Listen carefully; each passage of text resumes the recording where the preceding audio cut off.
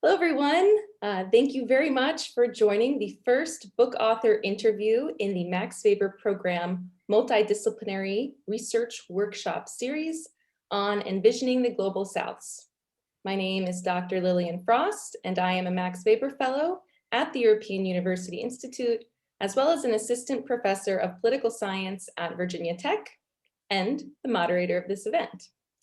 I am delighted to welcome Dr. Jillian Schwedler today to discuss her forthcoming book, and as of recently with Stanford University Press, Protesting Jordan, Geographies of Power and Dissent. Jillian is a professor in the Department of Political Science at Hunter College, part of the City University of New York system. Jillian specializes in comparative politics as well as ethnography and interpretive methods. And her research focuses on social movements and contentious politics, protest and policing, political geography, and political Islam, particularly in the Middle East.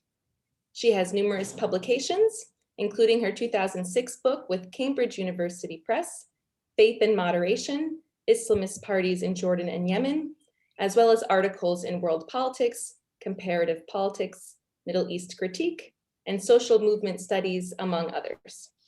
She has spent extensive time doing fieldwork in Jordan and Yemen. For the book we will discuss today, she draws from approximately 5 years of research in Jordan, taking place during about 24 research trips from 1995 to 2020. She completed her PhD, master's, and bachelor's degrees at New York University. So we'd like to welcome you, Jillian. Thank you. Thank you so much, Lillian. Thank you for inviting me.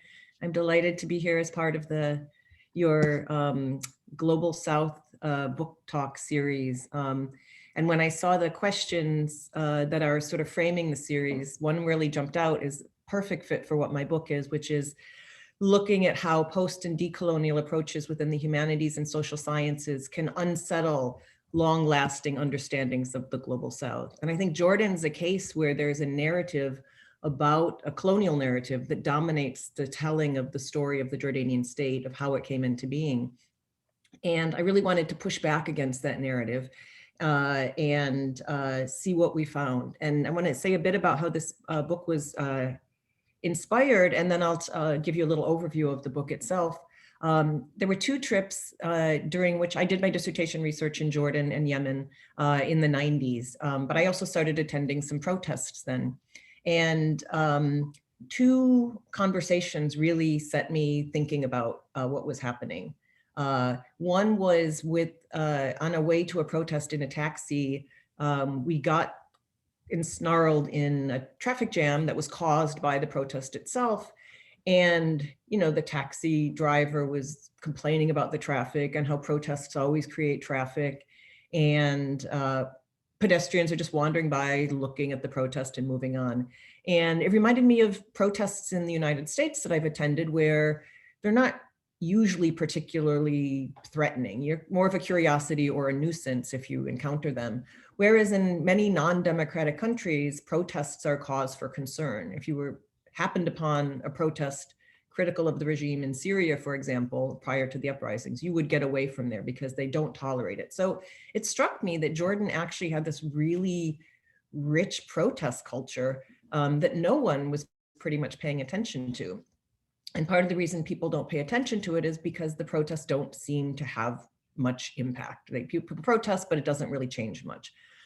So I'm going to push back against that in a moment. The second conversation was talking to protesters, and we were talking about changes to the public gathering law and various legal maneuverings to kind of repress protest. And you always end interviews by asking, am I asking the right questions, and what is it that I'm missing? And what they told me I was missing was that the way that the city was changing, the city of Amman, the capital of Jordan, the way it was changing, protest spaces were disappearing. And I thought this was really an interesting insight. And so as I finished my earlier project, I continued to look at protests and watch protests. I started reading in urban planning and geography, and I realized sort of 2 core ideas that drive this book. One is that there's a significant spatial dimension, not just to protests, but to the process of state making, which is a process of trying to create a particular kind of entity, right? A particular kind of bounded nation state with borders and institutions that administer over the whole of that land. And second was that there actually was a really long history of resistance and protest in Jordan. And so the dominant narrative, I thought, erased the agency of all these people that have been pushing back. And not just that they're protesting, you just hear that there was a revolt here or there, but how they were revolting, what their demands were, turned out to be a pretty interesting story to me. So the book, Protesting Jordan, my manuscript, argues that protests and other public acts of rebellion actually provide a really interesting entry point for understanding politics in the Hashemite Kingdom, but also being worthy of more theorization on their own right. More than just an aesthetic choice, I try to show how claims making and spatial dynamics of protest play a central role in the construction of both state and society. So again, this is against the dominant narrative where the state making is a top-down process solely. I bring together rich literatures about protest, space, place, and geography in what I think are innovative ways to make 5 main interventions about Jordanian politics, but that have broader theoretical purchase. These are, first, state and society are mutually constituted through acts of rebellion, repression, and accommodation, right? So this is against the narrative of the British came and imposed authority over the land of Transjordan. Protests have political effects beyond immediate outcomes. So if we look at protests, whether they just achieve their claims or not, we're going to get a very limited view of understanding of what political effects protests can have. Protests also reveal the incompleteness of state making. So state making is an ongoing process. This is an insight in the literature. It's not a unique to my case, but I think Jordan shows how these institutions and practices need to constantly be reinforced and remade. And protests reveal the ways in which that process is an ongoing process. Protest and repression interact with space in the built environment, and this is what I draw from urban planning and political geography. And I think we're going to have we'll look at some of the illustrations of that later. And geographies of regional and global entanglement shape protests and vice versa. And by this, I mean, we can't think of Jordan just as a standalone unit of analysis and what happens internal to it, because Jordan's own politics, as well as its policing of protest, is affected by regional politics, regional interactions, and global connections. So Protesting Jordan then is a very interdisciplinary work, and I think it engages debates in the fields of political science, anthropology, history, geography, urban planning, and others. It offers the first in-depth study of protest and rebellion in Jordan, turning the conventional narrative of Hashemite state making on its head. So this is the pushing back against this colonial dominated view of state making in Jordan. Instead of the new nation being carved from the former Ottoman territories by force at the whims of Great Britain, the Hashemite state was consolidated only by appeasing and co-opting raucous dissent. While British forces used violence to put down rebellions, those who rebelled were still subsequently incorporated into the new nation through a combination of employment, land reform, and cash payments.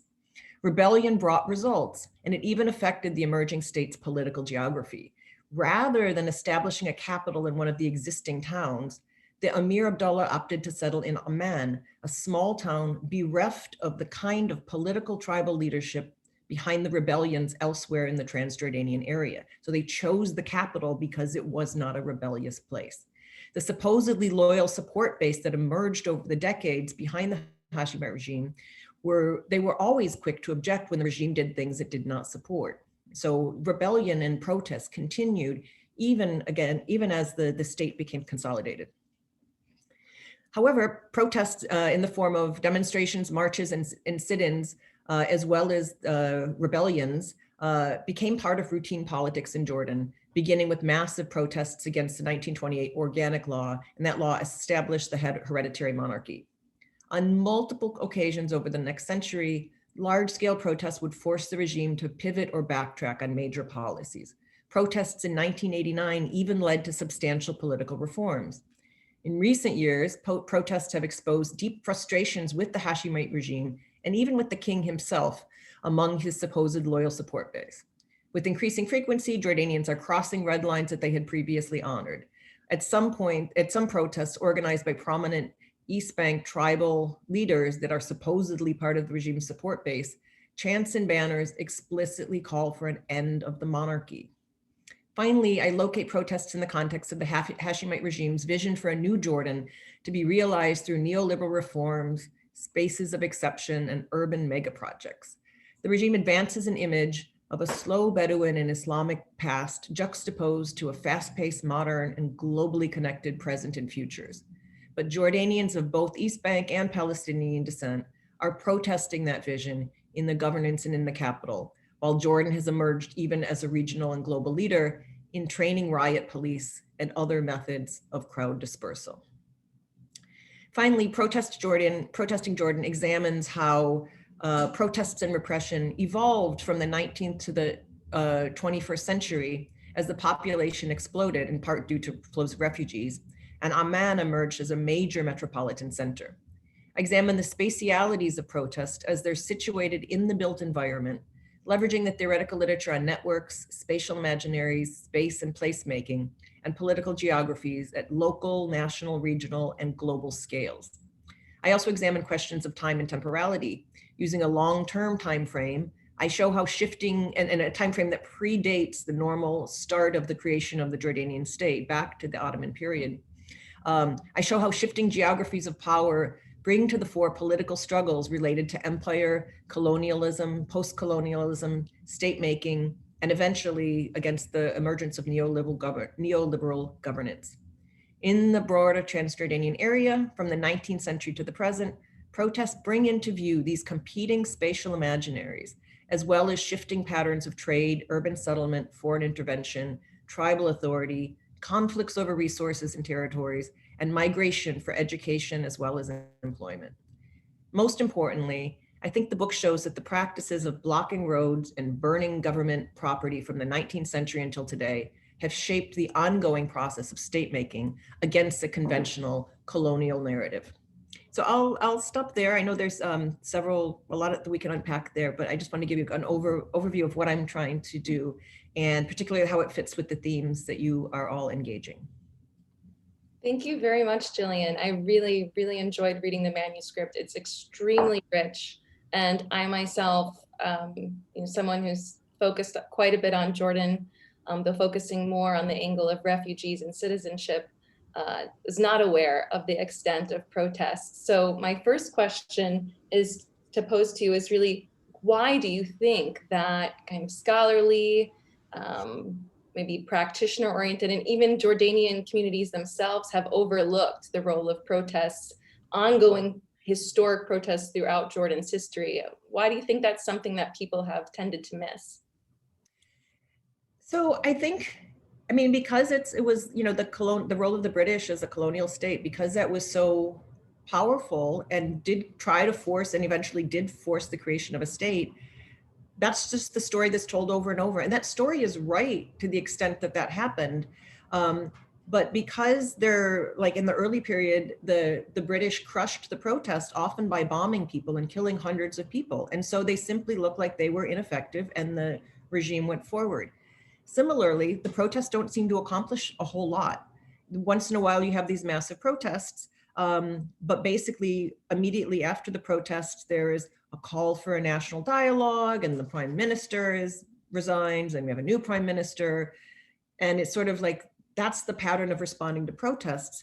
And yet, for example, protests against lifting subsidies, lifting of the subsidies kind of continues, even if it's in a slightly different form.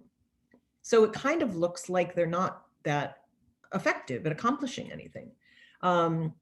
Not just in Jordan. And so like a lot of Jordanian scholars, they sort of, would dismiss it. And even Jordanians, I would talk about it, they would dismiss it. And so part of the book is intended to be an overwhelming avalanche of evidence of how much protests there are, that people just have no idea how common protests are in Jordan. In the literature, there is some interesting work on protests that's along the lines of what I'm trying to do. but a lot of the literature on protests falls into two camps. One, it looks at the dynamics of protests themselves, which I do look at, right? But it's just like what happens in like the Black Lives Matter protests in the United States last summer. And you look at the protests, how many people showed up, how did the police respond, right? So you're just looking at those as events. Or protests are looked at as part of social movement. So what did the Black Lives Matter look like, movement look like? And then they had protests along the way. And so that angle, that social movement angle in Jordan shows a lot of failed social movements. You know, the push to change this, that didn't happen. Oh, the drive to do this, that didn't happen. The women trying to get citizenship for their children, no, that didn't happen yet. Oh, a little bit, but not quite. So the focus is on the movements themselves. So there's a lot of studies of the teachers union movement, labor movements, the phosphate workers protests, things like that, which are great. There's nothing wrong with those studies. But when you look at them attached to different movements, you see a lot of movements that aren't effective in accomplishing anything.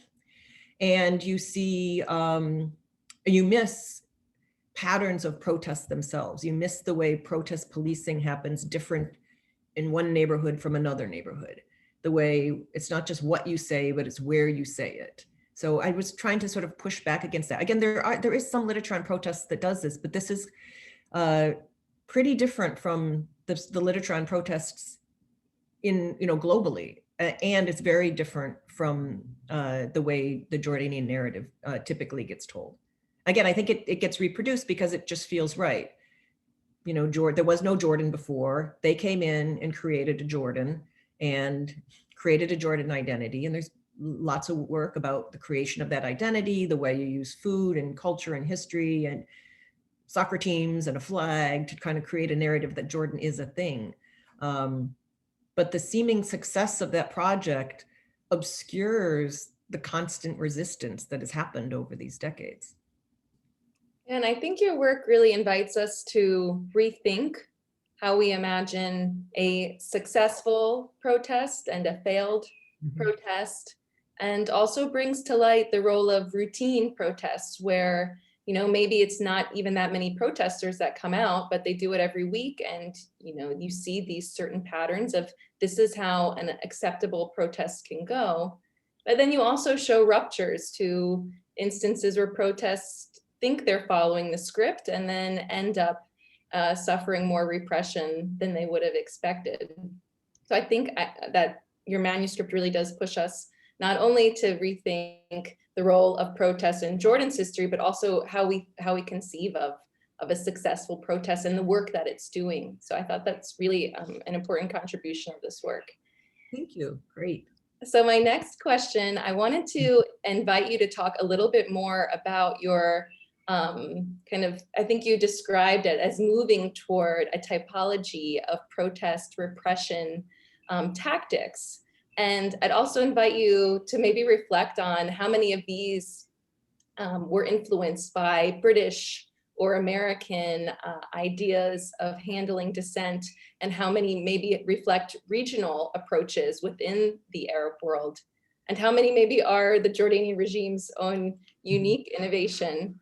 But I'm going to share my screen to include some pictures that you have in your manuscript. And maybe we can start with the erasures part of the category. So this part of the book, as you're pulling up the slide, is this typology that I'm trying to examine, is looking at the way the regime tries to either control public space or control like symbolism around public space. Where protests happen, they want to sort of erase the evidence of the protest happening. And so these aren't policings of protests that happen during the protest events themselves, but ways in which the regime is trying to, silence or obscure different kinds of protests. So this is a picture. So one of the things is looks at public art. There's much more evidence of this, for example, in Egypt around Tahrir, the sort of gorgeous art you certainly have seen that was painted all over these walls, that was then painted over, right? Because the idea is to eliminate the evidence of the rebellion and paint over and replace it with symbols of state power and statues honoring the military and things like this. So in Jordan, there isn't a similar culture of political art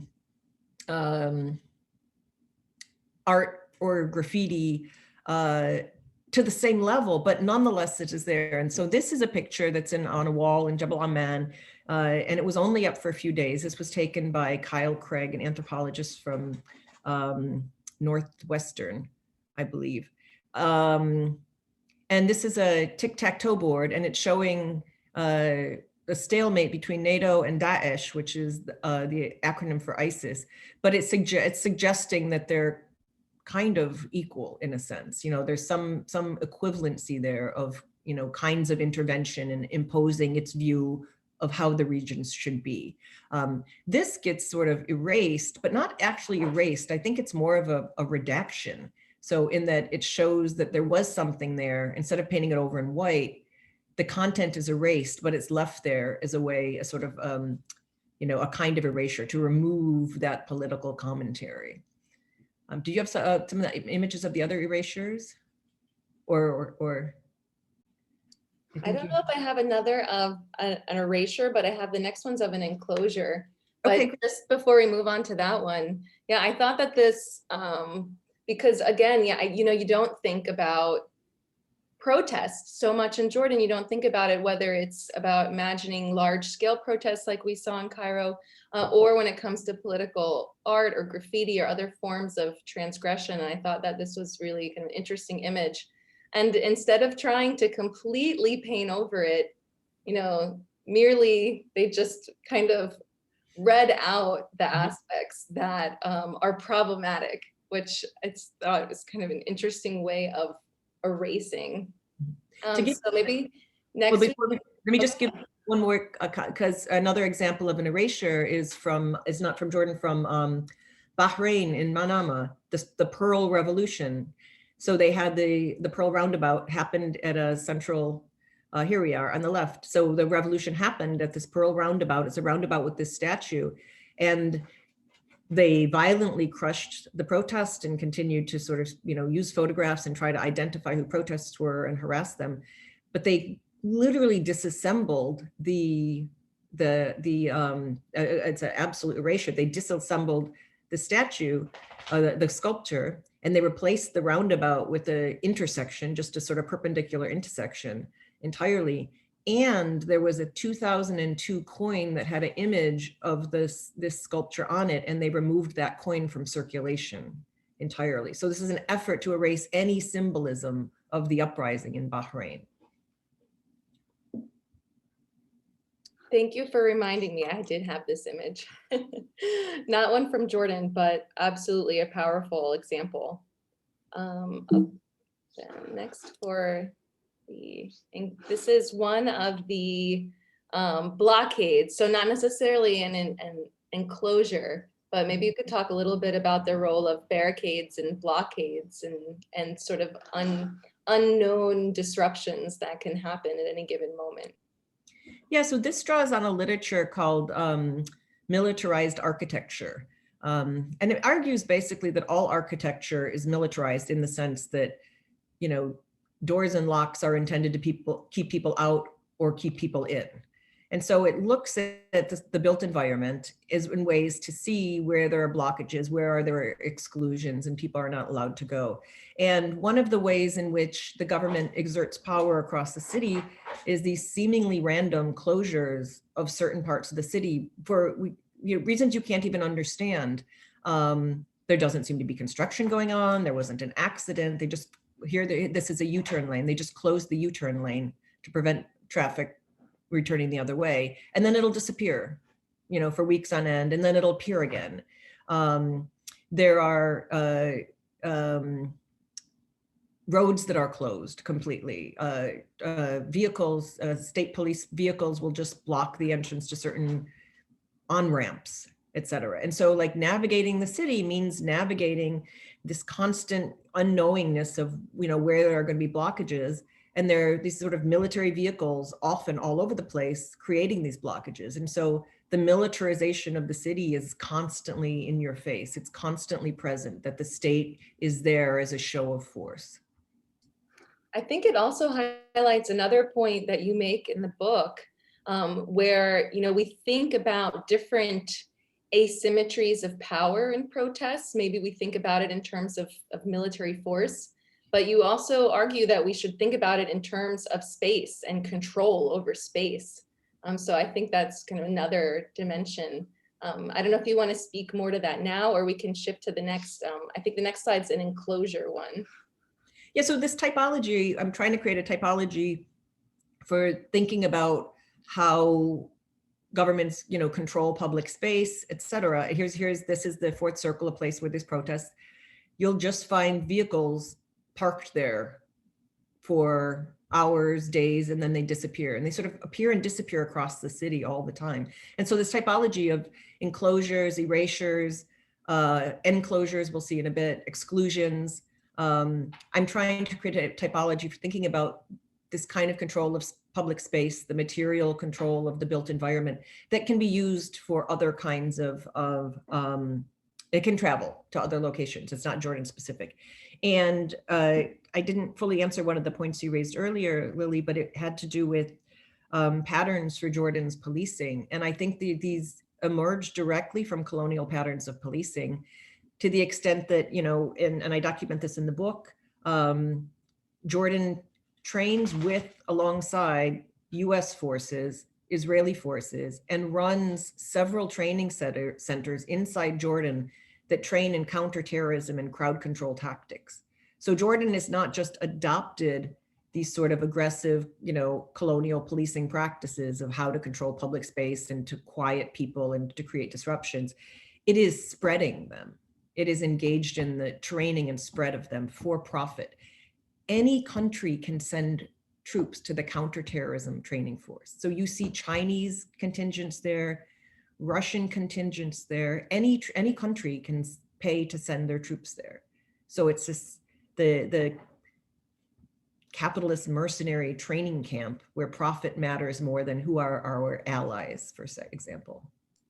And I think you mentioned in the manuscript that there are even these sort of like mercenary Olympics that are held, and it's competitions where countries can pit their best teams against each other to try to see who kind of performs the best in these policing tactics. Is that right? They do. It happens every summer, and anyone can enter. It's like $250,000 to enter a team. And so you have a lot of countries. The US always sends 2 or 3 of its elite contingents to compete. China always sends several, but you also have these privately sponsored ones often by military equipment producers, companies will send their own team in their own name. One of them, I think I mentioned this in the manuscript, I think this is from 2013, adopted the name Team America from the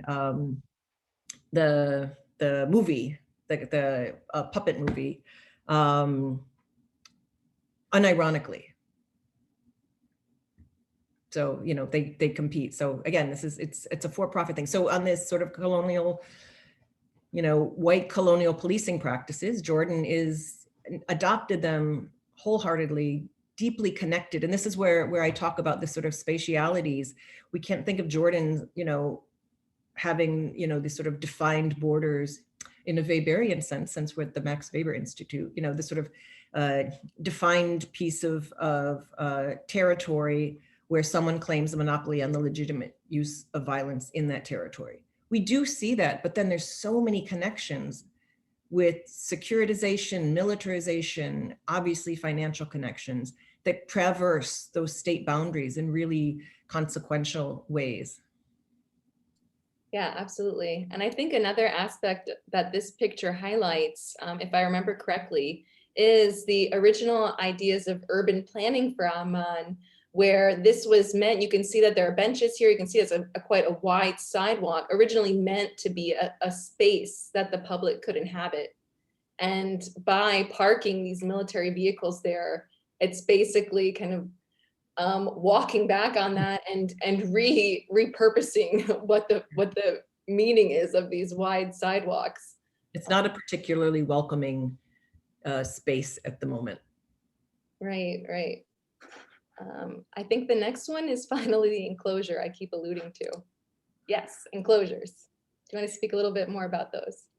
Yeah, so enclosures are these ways in which the state, and this case was a privately owned plot, but render places inaccessible through fencing. They just fence them off in various kinds of ways. So this is a place where there are massive protests that would gather in this lot from about 2000 on for various protests that were critical of Jordan's relationship with Israel, either critical of things that Israel is currently doing, campaigns, military campaigns. People turn out in the thousands or even at 10,000 in several instances, or anti-normalization of Jordan with Israel, economic normalization, et cetera. So this was the primary place in which those protests would happen, and they would gather in this space.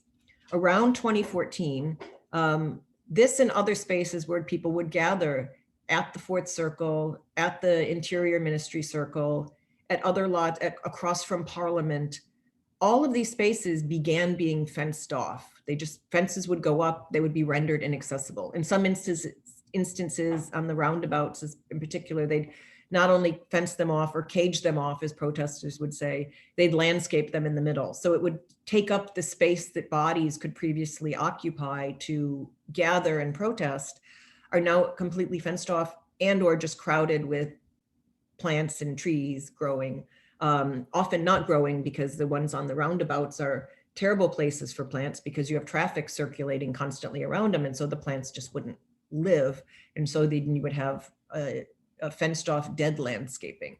But this is one as well. This was a really prominent place for gathering, and that this just became one of the techniques to render spaces inaccessible for protest organization, is to fence them off. There are places that you can protest. One of the most significant ones is in downtown Amman. And part of the argument of the book is that the downtown protests used to be really disruptive because all the government offices and trade and commerce was all centered downtown. And so you could shut down the city essentially with protesters. Now, with urban sprawl over the decades, protests downtown are not disruptive of almost anything at all. Downtown is a place where it's very sort of working class, lower end shops and food stalls, et cetera. And you can protest down there and the government is fine with it because it's not disruptive. Government offices are almost all moved out of there except for the municipal complex. The commercial centers are all moved away from there. And so it's trying to close off certain spaces that it doesn't want people to protest or gather in, and channel protests to other places that are simply not disruptive or not visible, or, as I argue with downtown, not even audible. If you're, not far away, you don't even know there's protests happening. There could be thousands of people and you might not even be aware because it just disrupts nothing. Traffic doesn't have to cross through downtown anymore. It goes through other, ring roads around the city. So, but this is an example of a place where there were protests would gather by the thousands, and now there have been none there since 2014. Yeah, and then even the spaces that the government has kind of tried to create as a space for protest, what you call the new Fourth Circle. You see in this image where you can see in the sign that this is the direction to the Fourth Circle. This is also the direction to the new Fourth Circle protest space. And it's still being blocked off, even it being something somewhat sanctioned. Is that right? Yeah, yes, exactly. So the Fourth Circle, so there's a road called Zahran Street that has a bunch of traffic circles from downtown leading west. And first circle, second circle, third circle, fourth circle, up to the eighth circle. The fourth circle is the site of the office of the Prime Ministry. So a lot of protests would happen at the office of the Prime Ministry because they were making claims on the government. And so that was a prominent place for protesting. For a variety of reasons, the government has decided it doesn't want protests at the actual Fourth Circle anymore, since massive protests in May and June of 2018. And so it won't allow protests there anymore, but it allow protests like a kilometer away along this road at a parking lot that is adjacent to a hospital. And that parking lot is, you can protest there. If you can get to that place, you can protest there. You cannot leave there. You cannot block traffic. You can't be disruptive of anything. But even as it's permitted, there are times when it won't even let people get to the new fake fourth circle, let alone the actual fourth circle. And this is a show of, I mean, there were a couple thousand people trying to get to this protest here, but there, you can see how deep it is. They're not even allowing you to get to that space at all. Yeah, I think it's really fascinating. So the last thing that I want to touch on before we open it up to the Q&A, so people please feel free to start submitting your questions, is to talk a little bit about contrasting these spaces, the old downtown and the new downtown. So I'm just going to share my screen again with some of those images. So this part is about, as I mentioned in my opening comments, that this is the view of downtown in 1925, circa 1925, right? So it's a town. There's a number of buildings there, but it's all sort of centered in this sort of space between several of these bigger hills. And again, this place was chosen because it didn't have, you know, strong local power structures. It had a lot of refugees from Circassians and Chechens, refugees from the late 19th century, others that came in just for financial reasons because they built the Ottomans built a railway stop in Amman, and so it became a trading post. But no strong local power structures. And this is the downtown area where if you clogged this up, you brought the city to a standstill. So as I argue in the book, the sprawl that has happened in part, and Lily, you mentioned this in your comments to me, the written comments to me, in part through all these British planning agencies that were creating these plans for, you know, urban planning for Amman over the course of the 20th century. That were adopting, obviously, you know, Western and British practices for, you should have, you know, certain sort of leisure sites and pedestrian spaces and certain kinds of monuments and certain sorts of organization.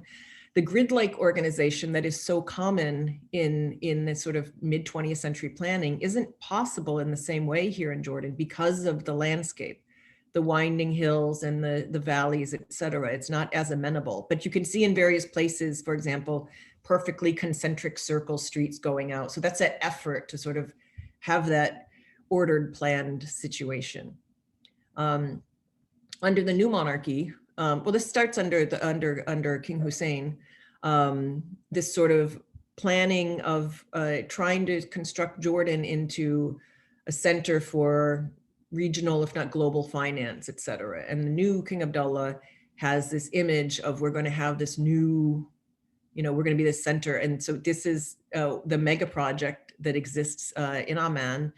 Where the project is, you can see the artist rendering here, is way outside. It's about 2.5 miles from the old downtown west. So you can see this, how far the sprawl has gone.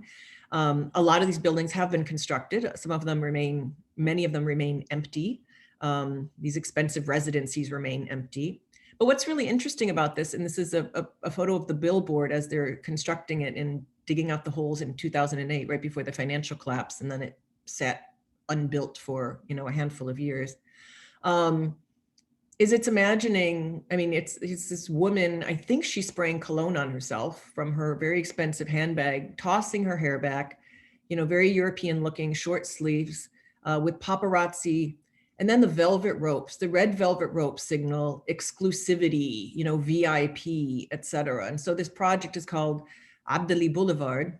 And this is supposed to be the center of the new downtown, right? The sort of Western, very Western spatial imaginary of what a downtown looks like with gleaming skyscrapers, et cetera. Juxtaposed to the old downtown, which you saw, which is now, you know, it's now, fairly working class, rundown, low-end shops, used clothing stores, these appliance repair guys who can repair any appliance known to humankind. And so when we were there in the 90s, we went and bought all these antique, you know, 1940s and 1950s tabletop fans that were just gorgeous, you know, and they just would rebuild the insides and, you know, fix the motors.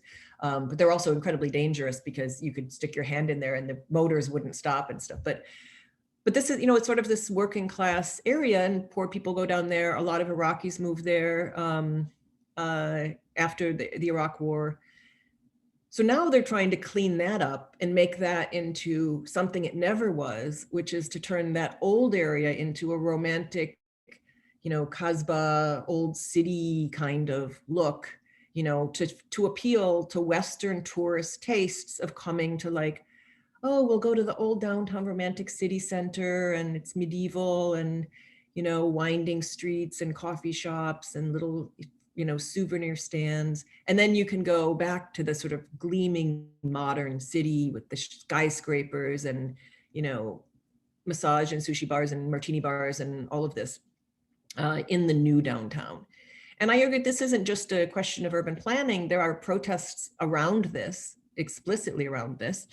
There are unemployed protest marches that have taken place for the last 2.5 years, less so since pandemic, where people would march barefoot, unemployed, from out of town, hundreds of miles, past this project to the downtown area, to the Royal Court, where they would demand jobs from the Royal Court. And that's significant for several reasons. First, the juxtaposition of the investment in what the new Jordan is going to look like, the reality of the Jordanian people unemployed who have no chance of accessing that new Jordan, and symbolically not going to the Fourth Circle, not going to Parliament, but going to the Royal Court, right? And the Royal Court is the seat of the monarchy. So it's making claims not at the Prime Minister or the government anymore, but directly at the king.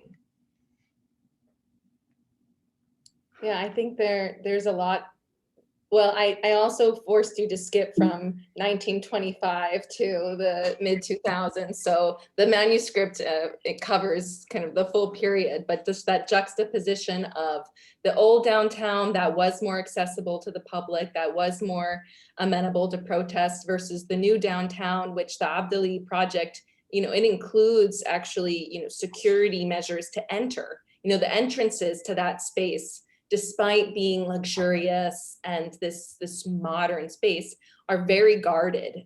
And Jillian, you also talk about this in the book, the types of groups that are prevented from entering these types of spaces, typically groups of all men, typically all young men, men who don't look like they're going to be patronizing any of the shops and stores and cafes. So there's so much to unpack there, but I wanna be able to open it up as well to anybody in the audience that wants to ask a question. I still have plenty more, so if people are still kind of getting their thoughts together, I can always pose one more in the meantime, but I'll just I can make pause. a comment while people are waiting to raise your hands, hopefully. On that last point, and this is something that's a global thing that's happened in Jordan, but is this the privatization of public space. And so, at least in the United States, you don't have the right to protest in private commercial spaces. Even malls have limits on, you can't just have a protest in a mall, you have to get a permit and protest in a certain kind of way, and it varies from shopping center to shopping center. But the priority is not disrupting commerce, right? So you can express your right to free speech, but only in ways that don't disrupt commerce. And so there's a distinction between your right of free speech in the United States and your conduct of free speech. And there's limits, there are spatial on where you can conduct your free speech. So you have free speech zones, certain parameters where you can't get close to things you want to protest in all kinds of ways. And this privatization of public space eliminates spaces that would be accessible for protest. And they're often, you know, while they're open to the public, as Lily points out, they're often not friendly, not really open to the public, because they're not welcoming of all classes. They're, hailing or inviting a certain kind of citizen, you know, the sort of middle or upper middle class nuclear family that's going to spend money at Starbucks to sit in the cafe, not the young kids who have nowhere to go, who just want to hang out somewhere and it's a nice place to hang out, right? They are not welcome. You often see, you haven't seen with Abdali, but you see in many places in Amman, and again, this is a global thing, the removal of benches if the wrong kinds of people are hanging out, or anti-homeless measures on benches, benches that have armrests so you can't lay down on those. Those are intended to prevent people from laying down on those. And so if you start looking at space, this is this militarized architecture literature. If you start looking at space this way, you can see the way, states and, the way buildings are constructed, but also the way states control public space is often through these kinds of measures to prevent people from getting to certain places, to create intimidating spaces where people won't linger, all in the name of security and protecting commerce, because commerce, of course, is more important than citizen rights. But part of the point is we're seeing in Jordan the same things we're seeing in New York City, right? And so this is these sort of like colonial, post-colonial practices are adopted, increasingly widely, and in part because not just architects, but I mean, are trained in Western modes of architecture, but also the security practices are directly adopted from Western security practices. And, Jordan's securitization is connected to the US and Israeli securitization, like intimately, knowledge sharing, training, etc. Yeah, these repertoires certainly have become very transnational, explicitly transnational, we could say. So we have a few hands being raised. First is Ben Muser. Ben, would you like to open your video and ask your question? Sure. And then the next I have is Shipha. So Shipha can be ready to go next. Sure. Thank you, Jillian. This is fascinating, and I learned a ton in an area that's special.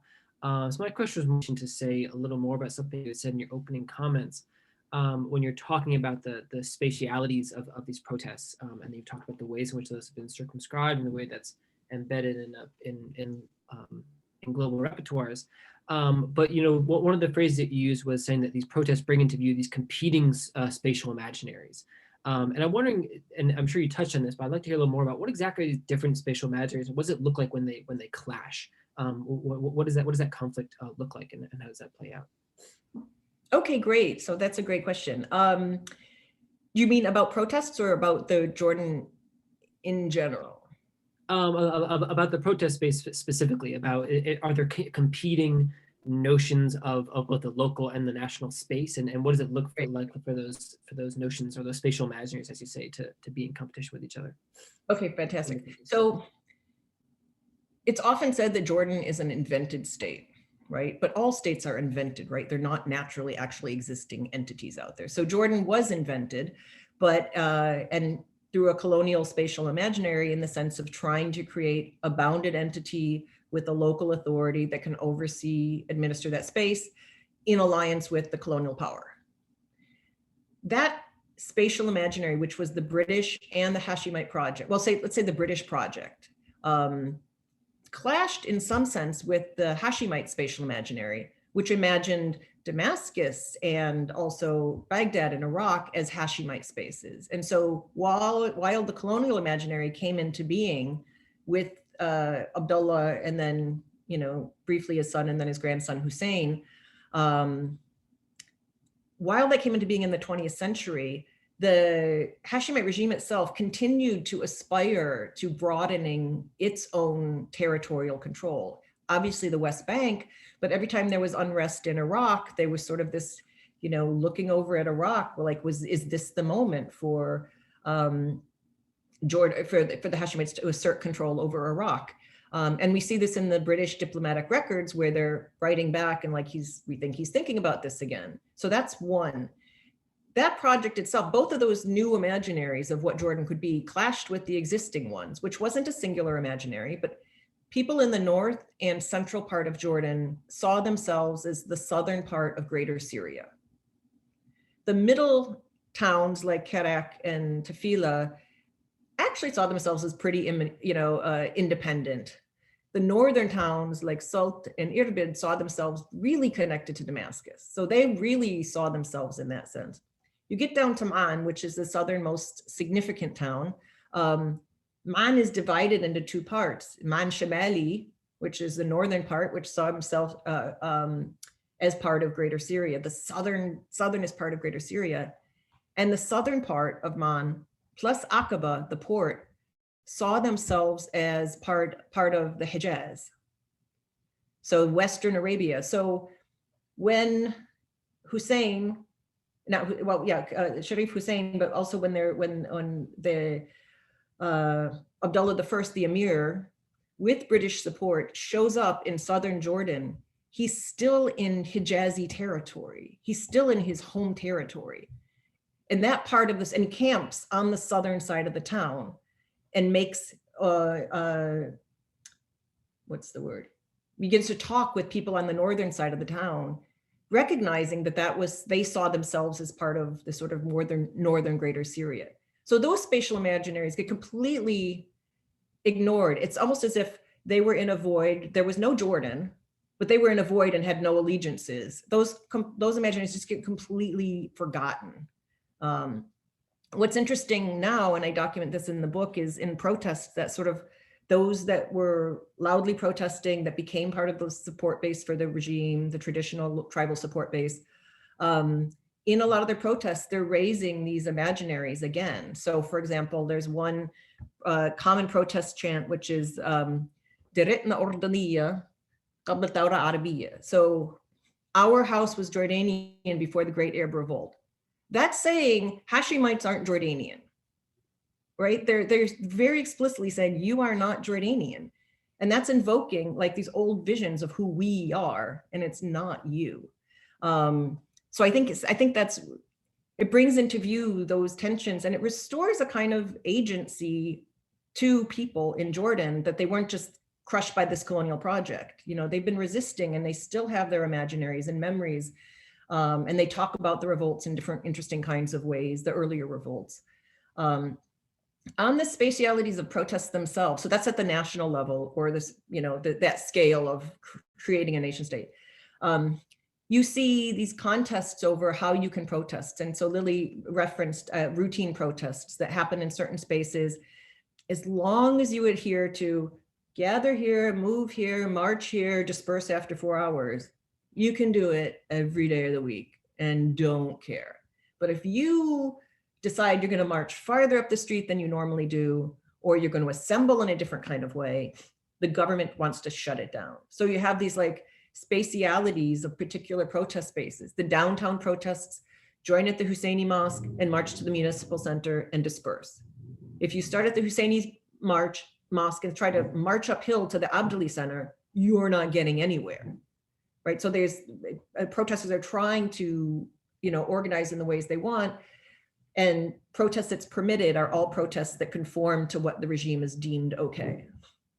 So I look at the ways in which those can still be contentious in certain ways, and yet by conforming to what the regime wants you to do, that sort of permitted spatiality, you're in effect also reproducing the regime's power by adhering to the conforming. It's like, okay, you could do this here in this way. Okay, we're doing it here in this way is reproducing the regime and its authority by adhering to it.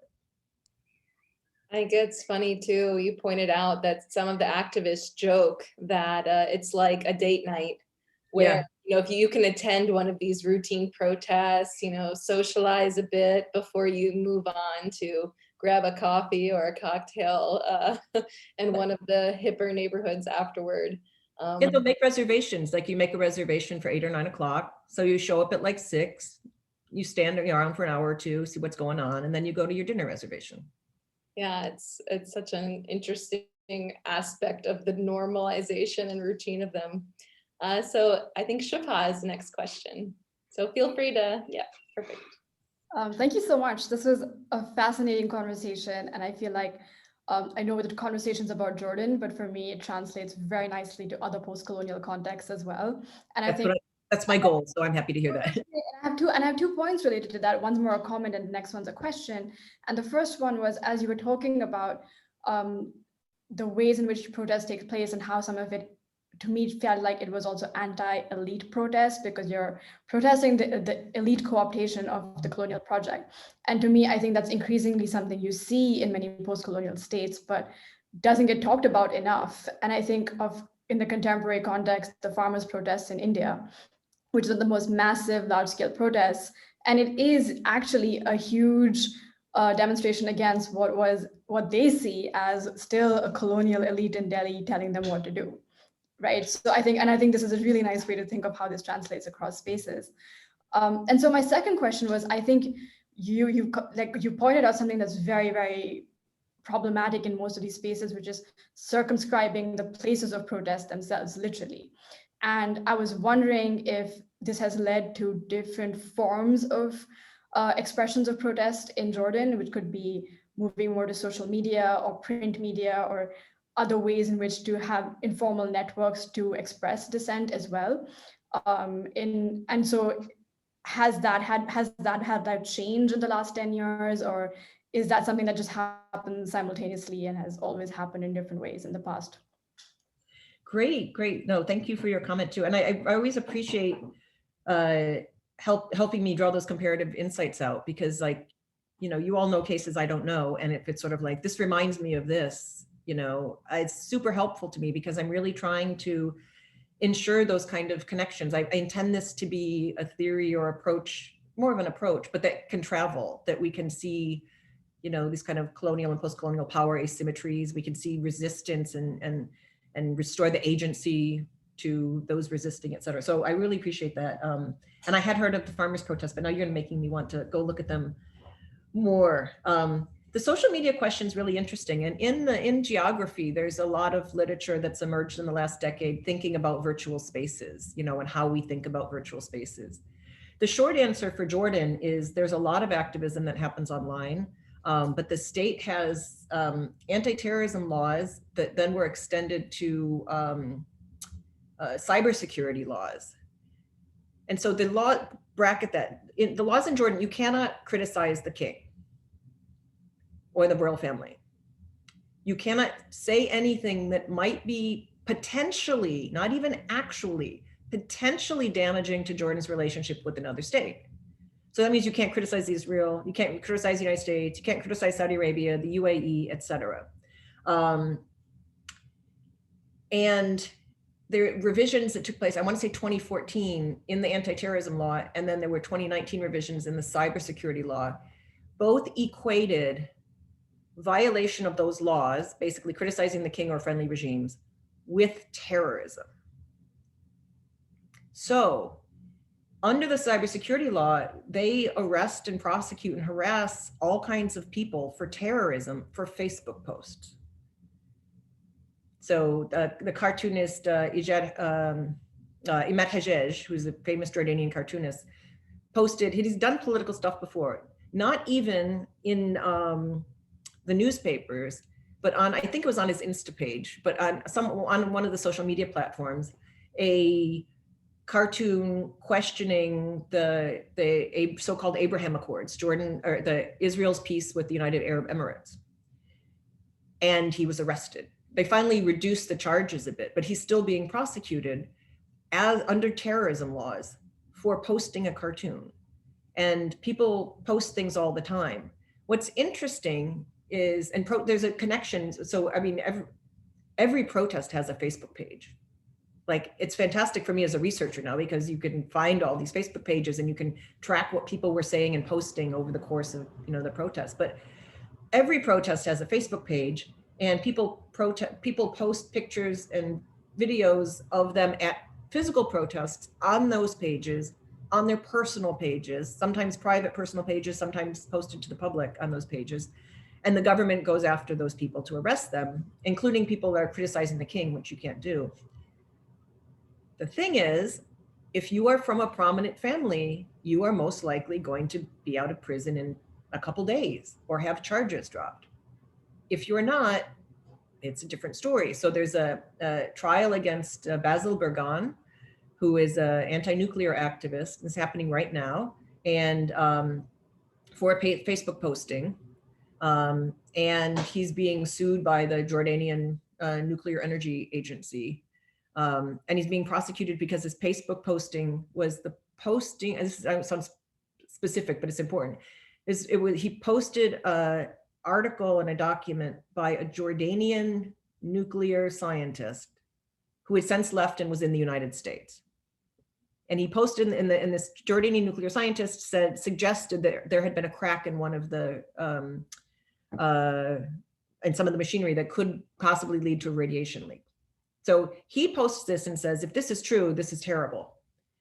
It turns out that this was just a test. And the test was if there was a crack, there could have been a leak. There was no actual leak.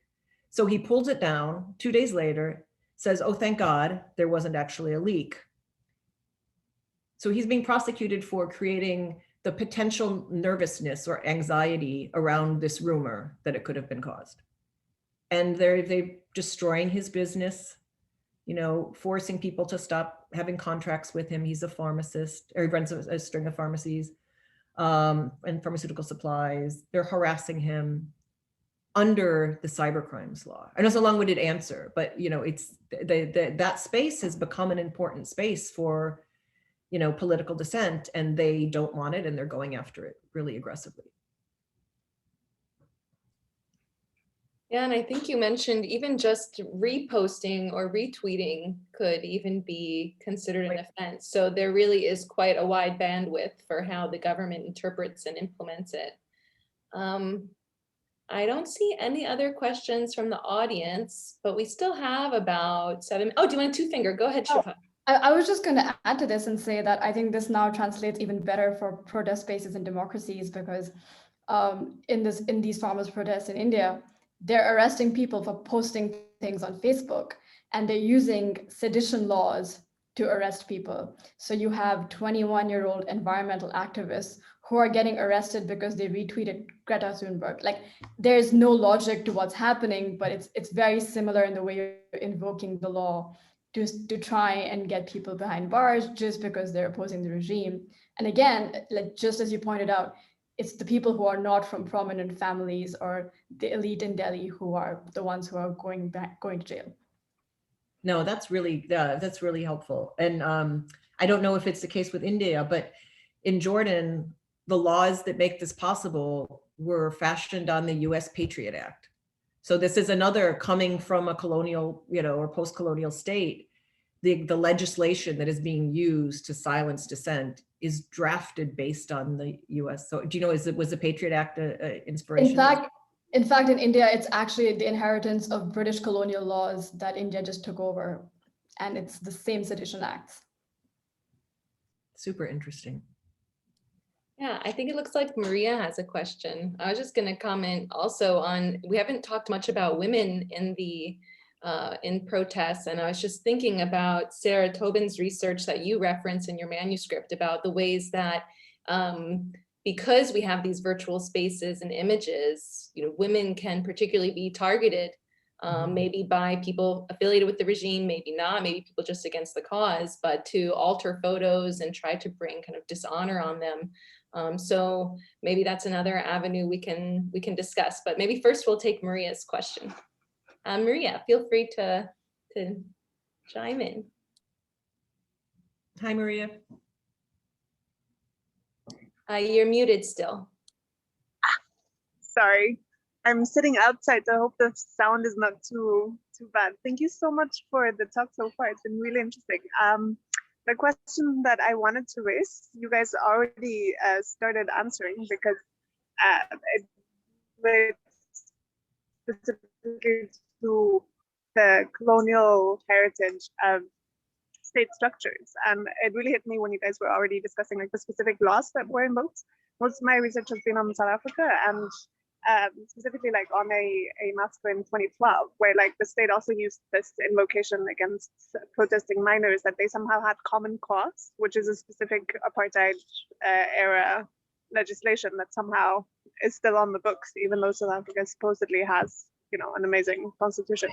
So I wanted to bring that to a more theoretical level in terms of like whether these Eurocentric or Western oriented conceptions of the state theoretically, like the Bavarian tradition and so on, within political science kind of narrows the theoretical scope of how we talk about the state or how we understand the state, because the assumption is that the relationship between the state and its citizens is one where there should be legitimacy. And then you look at why there's not legitimacy or why there are problems. But then in previously colonial states, that the entire state structure was not on that premise at all. And to me, it seems like there's, maybe it's because I don't know that part of the literature well enough, but it seems to me that there could be a lot more theoretical work done there to kind of re-theorize how we think about the state and also how the state responds to protests. So I was wondering if you had a comment on that.